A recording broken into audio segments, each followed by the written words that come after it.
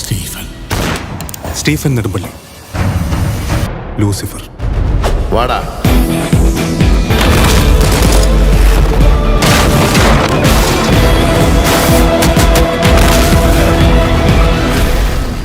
Halo sahabat, Assalamualaikum. Semoga sehat selalu dan senantiasa berbahagia. Terima kasih udah subscribe dan menyimak video-video SLMT TV. Semoga Tuhan Yang Maha Esa selalu memberikan rezeki yang berkah dan berlimpah ruah untuk sahabat semua. Nah, kali ini SLMT TV akan membawakan alur cerita film yang berjudul Lucifer. Film ini mengisahkan tentang perebutan kekuasaan yang dilakukan oleh pejabat-pejabat politik yang haus kekuasaan. Kayak di mana dong? Kayak di mana nih? Mereka rela melakukan semua cara untuk mendapatkan kekuasaan tersebut. Penasaran dengan kisahnya? Tanpa banyak basa-basi lagi, ini dia alur ceritanya.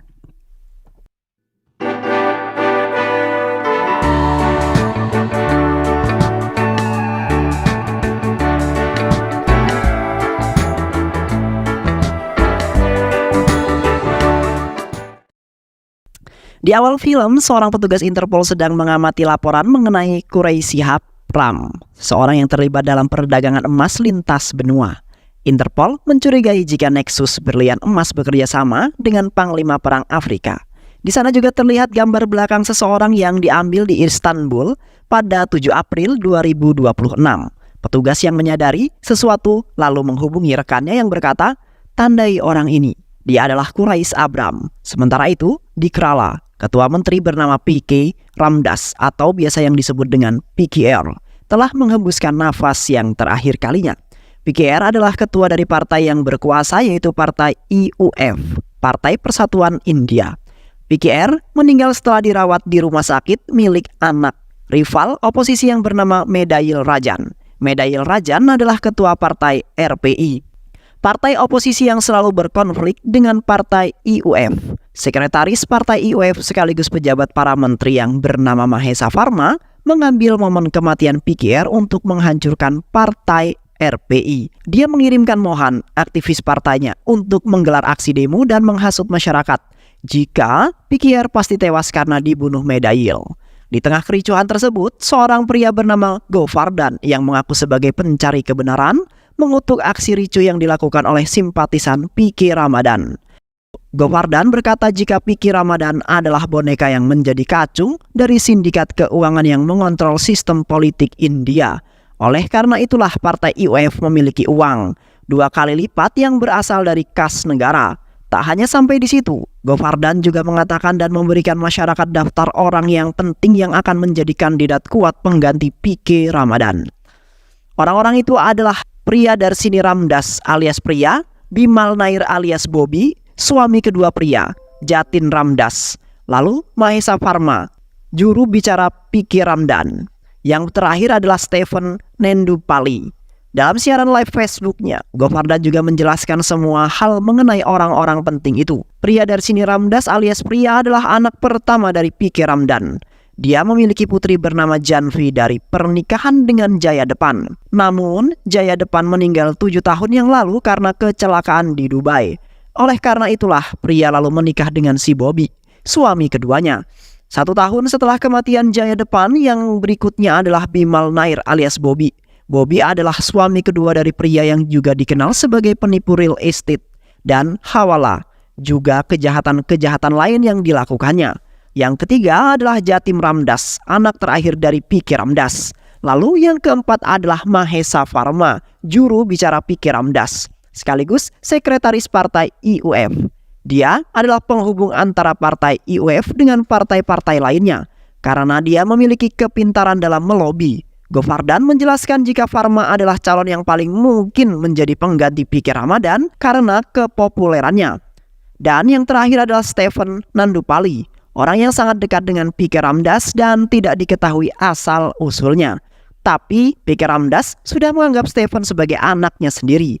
Dia adalah seorang yang sangat berbahaya semenjak diperkenalkan P.K. Ramdas 6 tahun silam. Dia terus mendapatkan kepopulerannya di Partai IUF dan masyarakat. Dia adalah orang yang tidak takut dengan hal apapun. Malahan, dia menjadi momok menyeramkan bagi sebagian orang.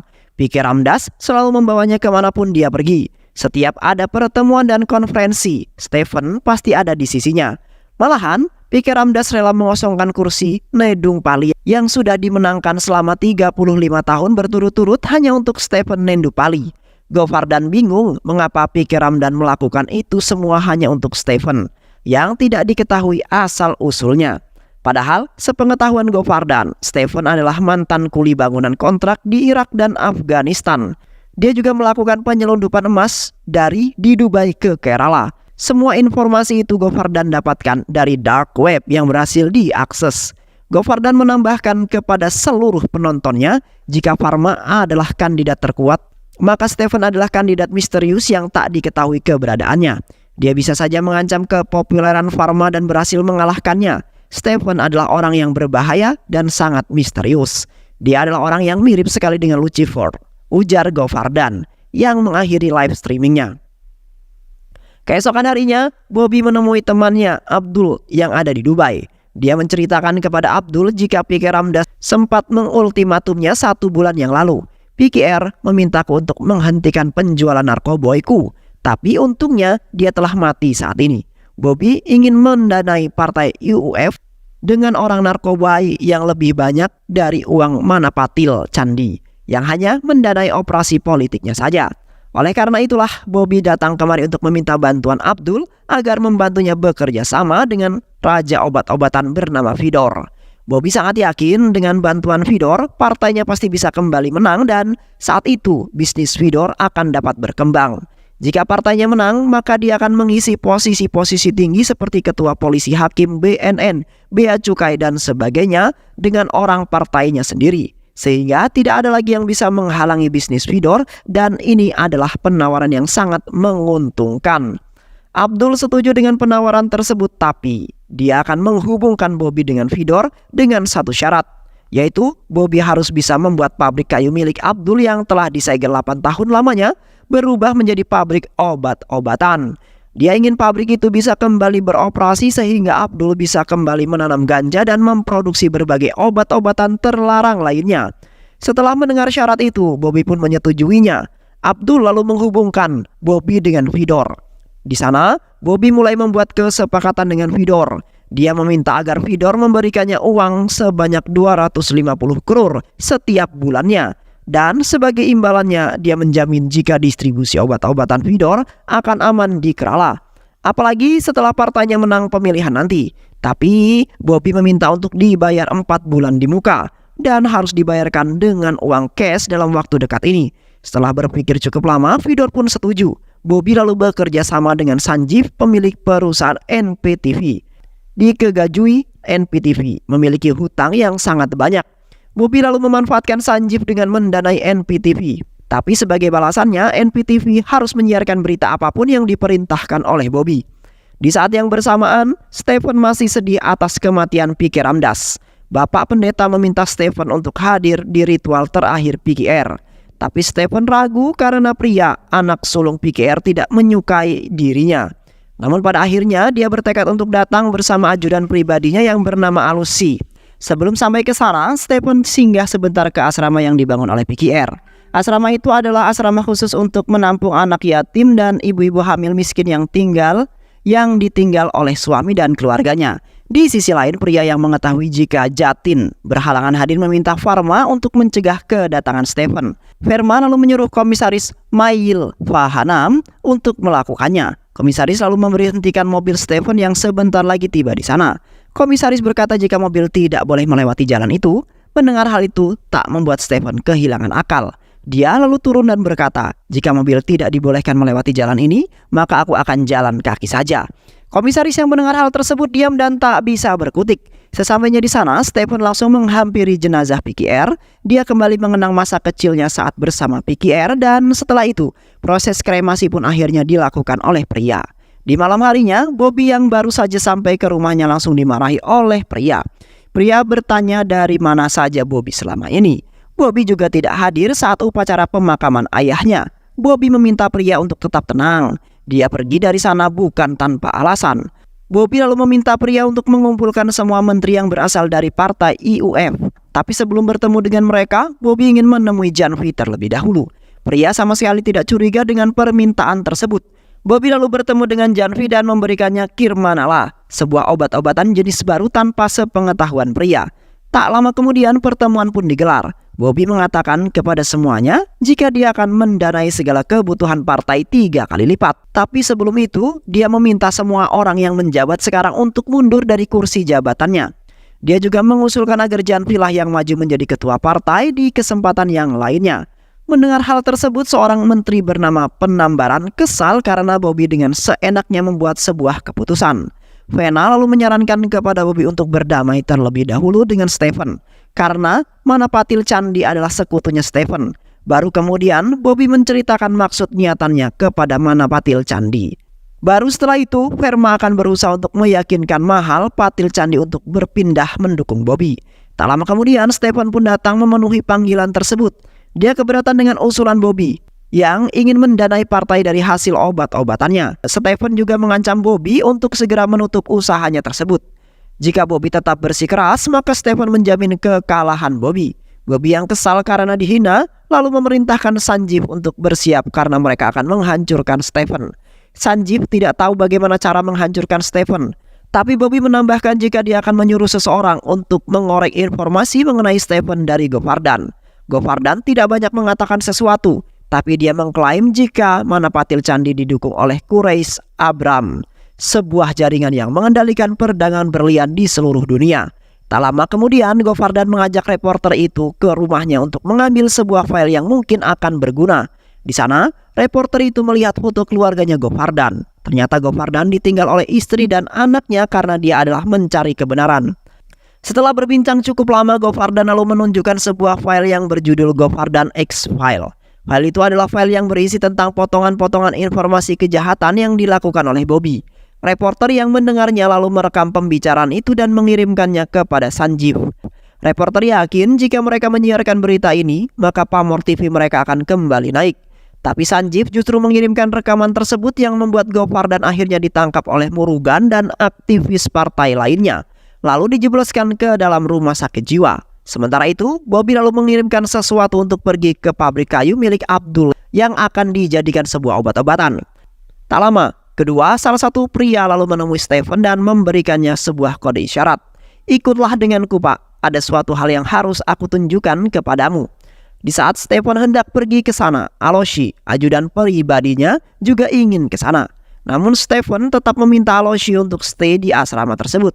Ternyata orang itu memberitahukan jika ada orang yang datang ke pabrik kayu. Mengetahui hal itu, Stephen ingin menghentikan mereka. Tapi mereka malah menodong Stephen dengan sebuah pistol. Stephen tanpa basa-basi lagi, lalu merebut pistol itu dan menghabisi semua orang yang ada di sana. Aloshi yang mengikutinya diam-diam hanya bisa tercengang melihatnya. Usut punya usut, ternyata Aloshi malah mengkhianati Stephen. Dia mengatakan semua informasi yang dia punya mengenai Stephen, termasuk tentang Stephen yang menghabisi semua anak buah Bobby.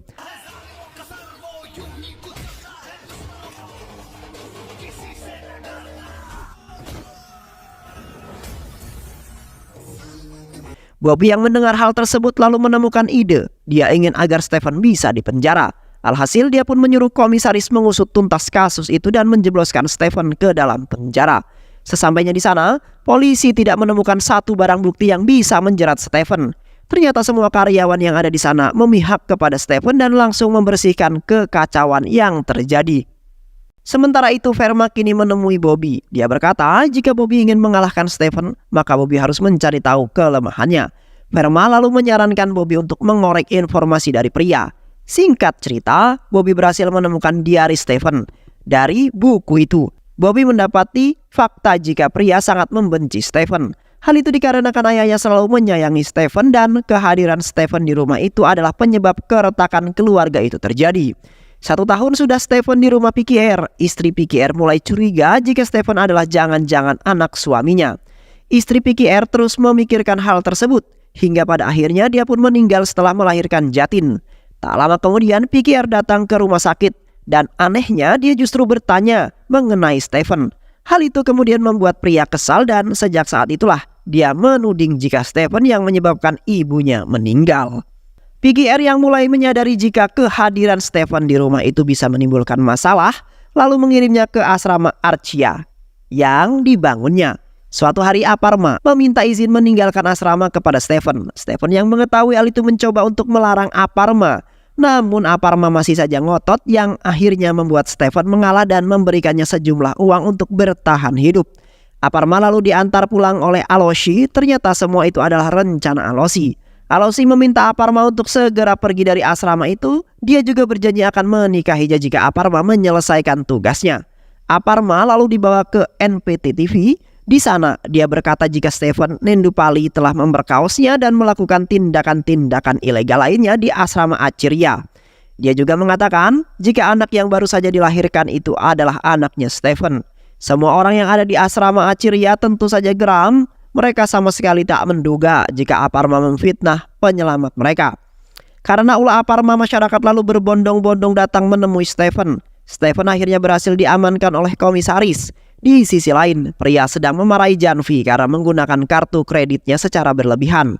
Tapi Bobby membela Janvi dan meminta pria untuk segera menonton berita. Dan ketika pria pergi, Bobby malah mengelus-ngelus badannya Janvi yang kemudian membuat Janvi menjadi ilfil.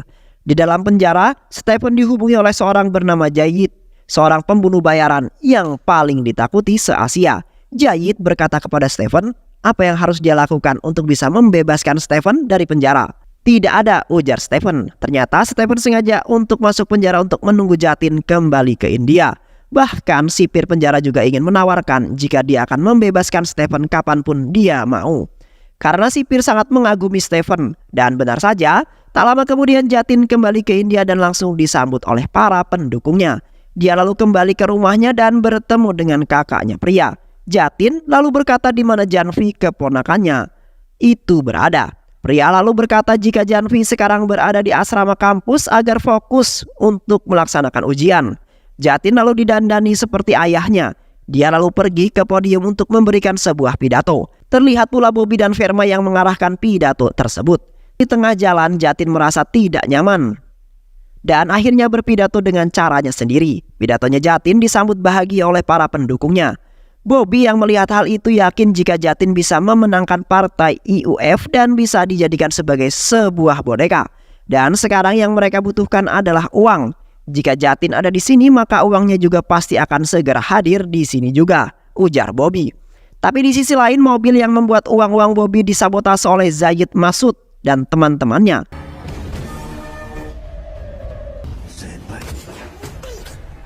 Lalu Zayid memberitahu Stephen jika misinya telah sukses. Abdul lalu menghubungi Bobby dan berkata jika uang sebesar 1000 klur yang akan dikirimkan telah diledakkan oleh Zayid. Bobby kemudian bertanya, siapakah Zayid itu? Zayid adalah pemimpin kelompok pembunuh bayaran yang paling ditakuti oleh se-Asia. Mereka juga menuntut agar Stephen dibebaskan. Abdul meyakinkan jika mereka tak akan bisa mengalahkan Zayid. Maka dari itu, Bobby harus segera mengeluarkan Stephen dari penjara dan Bobby pun menyetujuinya. Tapi Verma tak menyetujui keputusan tersebut. Sangat sulit baginya untuk membebaskan Stephen dari penjara karena jika Stephen bebas, dia tak bisa mengendalikan Jatin. Verma lalu menemui Rajan, ketua partai oposisi. Dia ingin bekerja sama dengan Rajan. Dia meminta Rajan untuk mengirimkan anak buahnya dan membunuh Stephen di dalam penjara. Yang akhirnya Stephen pun diserang oleh kelompok orang. Tapi lagi dan lagi Stephen berhasil melindungi dirinya. Verma yang merasa rencananya gagal kini menemui Stephen langsung di penjara. Dia membaik-baikkan Stephen dan menghasutnya untuk menghabisi Bobby. Dia berkata jika semua ini adalah ulahnya Bobby. Stephen bisa mengalahkan Bobby dengan mengikuti cara ayahnya. Gandenglah musuhmu dengan cara yang damai. Tapi ketika ada jurang, doronglah dia dengan sangat keras. Stephen lalu menanggapi hal itu dengan berkata, jika itu adalah ayahmu bukan ayahku. Verma yang lalu mengolok-olok Stephen, apakah PKR itu memang benar ayahmu? Ujar Verma. Stephen yang kesal lalu mengusir Verma saat itu juga. Di sisi lain, Bobby meminta Aloshi untuk mengembalikan nama baik Stephen dengan cara mencabut laporannya dan menyuruh Aparma untuk membuat sebuah klarifikasi. Akhirnya Aparma pun membuat sebuah klarifikasi di NPTV jika semua yang dia katakan kemarin adalah sebuah kebohongan.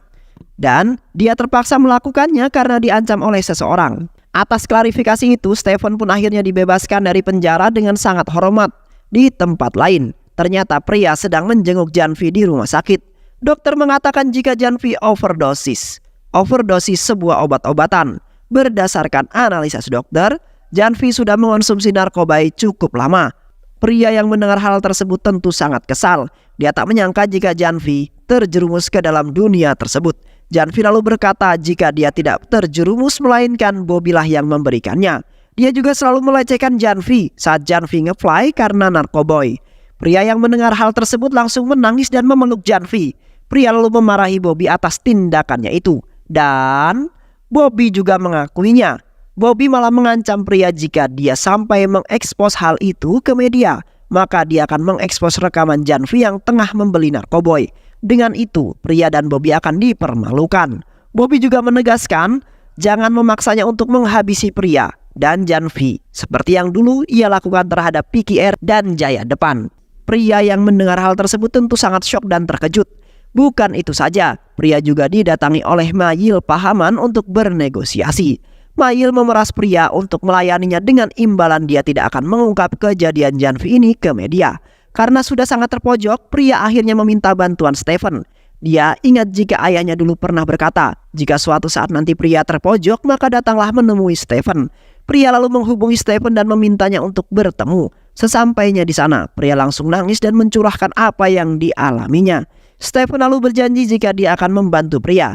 Di malam harinya, saat Mayil hendak enak-enakan dengan korban yang diperas, tiba-tiba saja dia mendengar keributan dari luar rumahnya. Ternyata keributan itu berasal dari anak buah Stephen. Anak buah Stephen lalu menghabisi Mayil dengan sangat kejam. Sebelum Mayil mati, Stephen kemudian datang dan berkata jika Mayil boleh saja mengganggunya, tapi tidak dengan keluarganya. Stephen lalu pergi menemui Sanjeev. Dia bertanya mengapa selanjutnya menyiarkan semua kebohongan itu. Sanjeev lalu menjelaskan jika dia tak punya pilihan lain. Perusahaannya tengah mengalami krisis finansial. Tapi tiba-tiba Bobby datang dan mau mendanai perusahaannya dengan syarat NPTV harus menyiarkan apapun yang diperintahkan oleh Bobby. Stephen yang mendengar hal tersebut meluruskan jika dia akan melunasi hutang NPTV dan mengakuisisinya. Sementara itu di saat Jatin hendak melakukan pertemuan, pria memberikan file yang berisi tentang kejahatan Bobby. Dan tak lama kemudian konferensi pers digelar oleh Jatin. Jatin menyampaikan jika Bobby telah melakukan banyak kejahatan. Salah satu di antaranya adalah dia melakukan perdagangan obat-obatan ilegal. Oleh karena itu Jatin berjanji tidak akan tebang pilih dan akan segera menghukum Bobby. Di saat yang bersamaan Bobby kembali menemui Abdul untuk meminta uang Vidor lagi. Dia berkata bahwa Jatin adalah bonekanya. Namun tiba-tiba Abdul mendapatkan sebuah telepon yang memintanya untuk segera melihat berita di televisi. Di sana Abdul mengetahui jika Bobby telah berbohong. Bobby yang kesal lalu menghubungi Jatin dan menyampaikan semua kekecewaannya. Dia tak menyangka jika Jatin mengkhianati dirinya.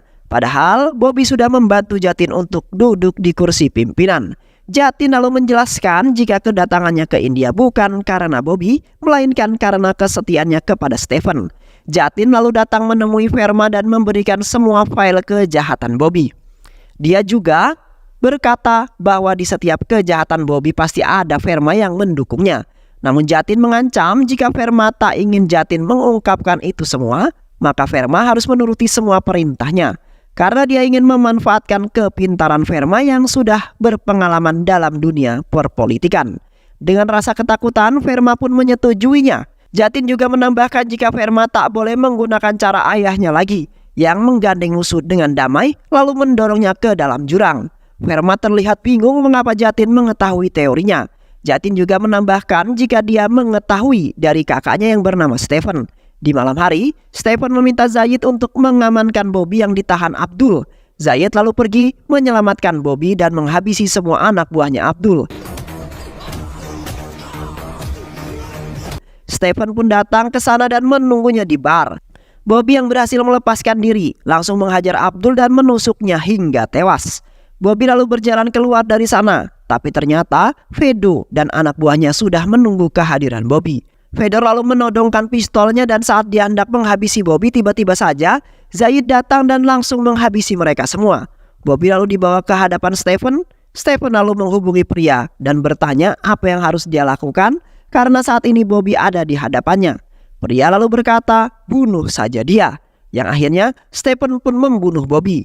Berita kematian Bobby pun sampai ke telinga media.